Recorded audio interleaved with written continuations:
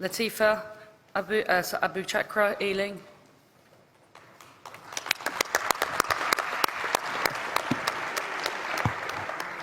President, Conference, my name is Latifa Abu Chakra. I'm a first-time delegate and a first-time speaker. Thank you.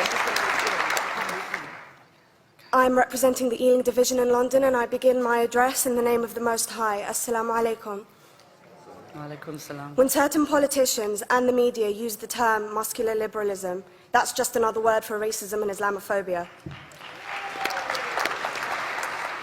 This stance on Islam has led them into primary schools to ascertain why young girls wear the hijab, as it could be interpreted as a sexualization of these young girls. I say shame on Ofsted for victimizing young girls, for choosing to wear religious articles of clothing. There is no such measure made for other religions or other articles of religious wear. This stance has other ramifications. It signals to the British public and emboldens groups such as EDL, BNP, and other fascist and racist groups that women are oppressed by Islam, are made insubordinate to the men that supposedly forced them to wear it, and that it is the job of the British state to liberate us. We reject this imperialistic saviour thinking.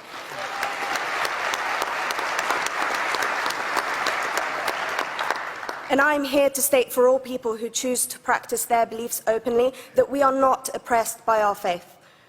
Islam is not one homogeneous block. There are Muslim women who do not wear the hijab, and that is their interpretation of their faith. The Quran beautifully states, "La ikraha fid din," which translates to, "There is no compulsion in religion." My faith has given me the right to choose 1,400 years before the Universal Declaration of Human Rights told me I could. A fun fact for you, conference. My dad didn't want me to wear the hijab. I chose to. Those of faith, thank you.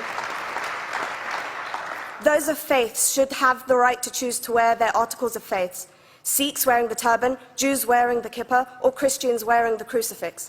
Practicing my right to freedom of expression through the hijab empowers me and other women like me to know that we are able to make decisions for ourselves.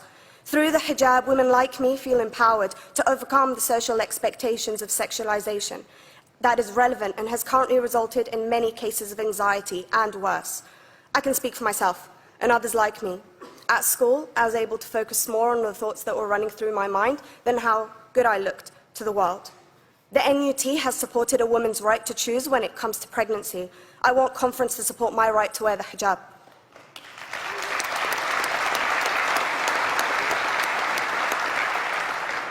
How I choose to practice my faith is clearly displayed for all to see. This makes me the target of hate crime.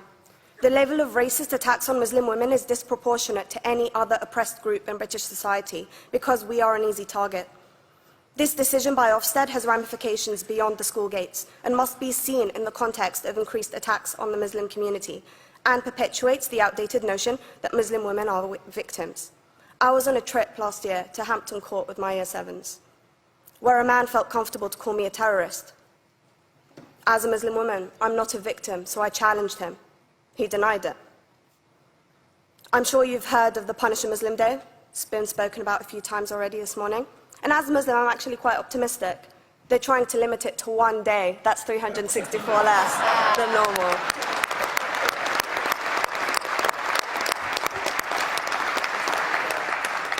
But let's be clear, conference.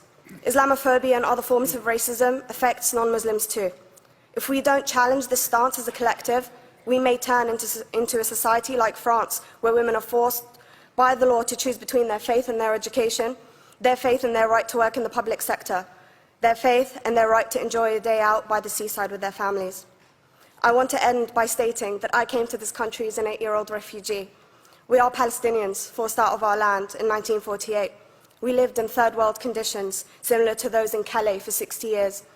Here, I received the support I needed to study law at university and become a secondary school citizenship and PSHE teacher, and a school rep. An injury to one is an injury to all, and I want to thank the Union for its stance on all oppressed groups, in particular mine, Palestine. Thank you, conference. Thank you, Latifa.